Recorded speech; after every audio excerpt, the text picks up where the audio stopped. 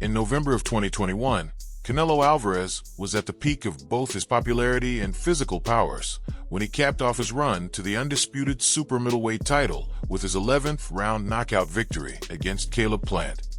Fans in the boxing community lauded Alvarez for becoming the first Mexican undisputed champion at 168 pounds, and a showdown with the upstart David Benavidez was the next order of business in the minds of almost everyone, with it being seen as the new biggest fight in the sport and highest box office event since Mayweather-Pacquiao in 2015.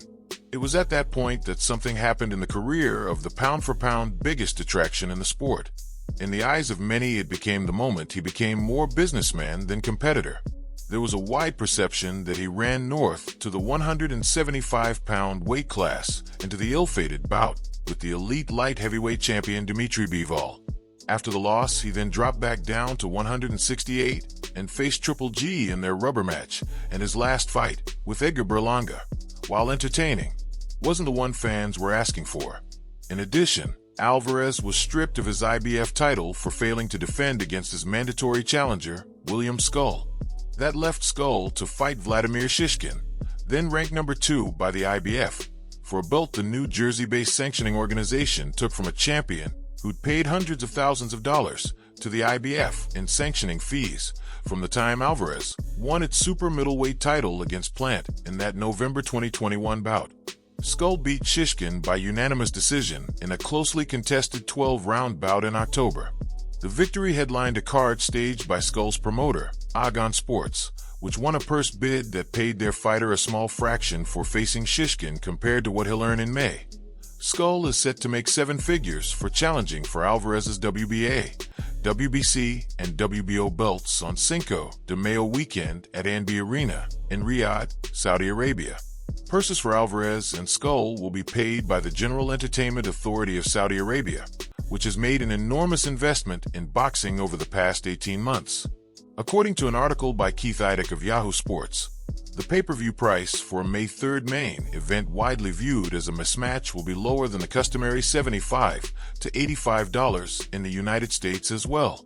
That'll make Alvarez versus Scull a little more palatable for the boxing public, as will an undercard that will include more competitive, compelling bouts. But overall, most are probably wondering, who is Scull? What's his style? And what does he bring to the table that can possibly trouble Canelo? As a Cuban with close to 400 amateur fights, it should come as no surprise that Scull has excellent boxing fundamentals and ring intelligence, which allow him to land point-scoring shots and rack up the rounds. Those fundamentals are found in both his offense and defense. Offensively, Scull is an accurate puncher with fast hands capable of creating openings and finding the target. Defensively, he possesses impressive anticipation, both in his ability to block and step out of range. All of this is possible thanks to arguably his best attributes, his movement and footwork. The one potential weakness is the lack of explosive knockout power. Most elite-level fighters need to be able to bang. Even the most skilled boxers can't always rely on taking opponents the distance and winning on the cards. His outboxer style represents his best chance to win, but with just 9 knockouts in his 23 wins combined with Alvarez's great chin, it's hard to envision a scenario where he's able to keep Canelo off of him for 12 rounds. So unless he's lost a serious step, which is possible at age 34, expect a Canelo victory where he simply walks down and breaks up the body of Scull en route to a clear-cut victory.